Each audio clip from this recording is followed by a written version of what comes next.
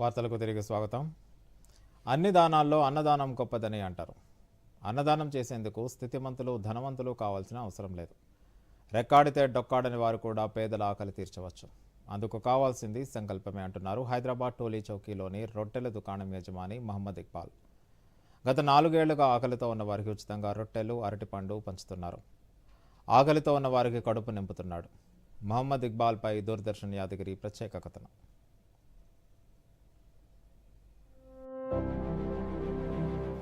మహమ్మద్ ఇక్బాల్ దాదాపు 12 ఏళ్ల నుండి హైదరాబాద్ టోలీ చౌకీ క్రాస్ రోడ్ల నుండి 7 టూమ్స్కు వెళ్లే బిజీ రోడ్డులో అబ్దుల్లా నాన్ అనే దుకాణాన్ని నడుపుతున్నాడు.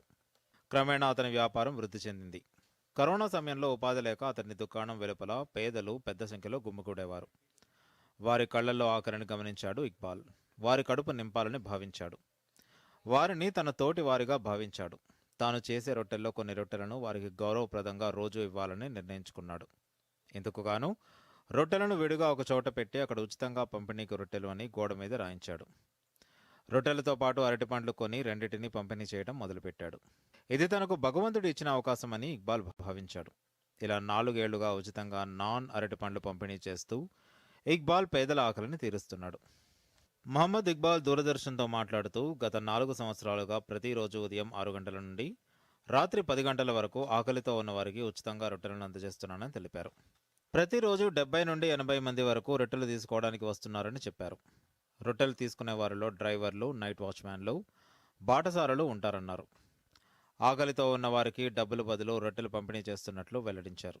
कोरोना के जब से 4 साल से ये फ्री रोटी मौज और रोटी रख रहे हैं। गरीब लोग को पैसे देने से अच्छा फ्री रोटी दे के 2 रोटी 1 मौज दिए तो खा लेके खुश हो जाते। हर आदमी 2 रोटी 2 मौज ले लेके चले जाता। हर आदमी 4 रोटी लेके जाता। शेरवा 4 रोटी लेके घर में जाते, उसके बीवी बच्चे खा लेके खुश हो जाते। एक टाइम का उन लोगों का रोजगार निकल जाता। वो लोग से ही हमारा कारोबार चलता है, वो लोग की दुआ से, समझे। गरीब लोग ले जाने से हम लोग का कारोबार भी चलता है, वो लोग का भी पेट भरता है।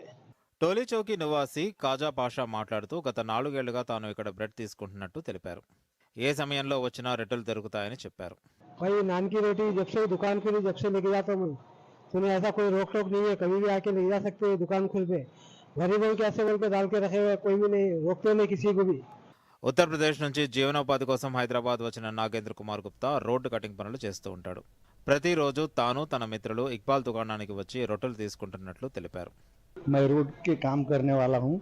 मैं 6 महीने से फ्री रोटी लेके जाता हूँ और खाता हूँ।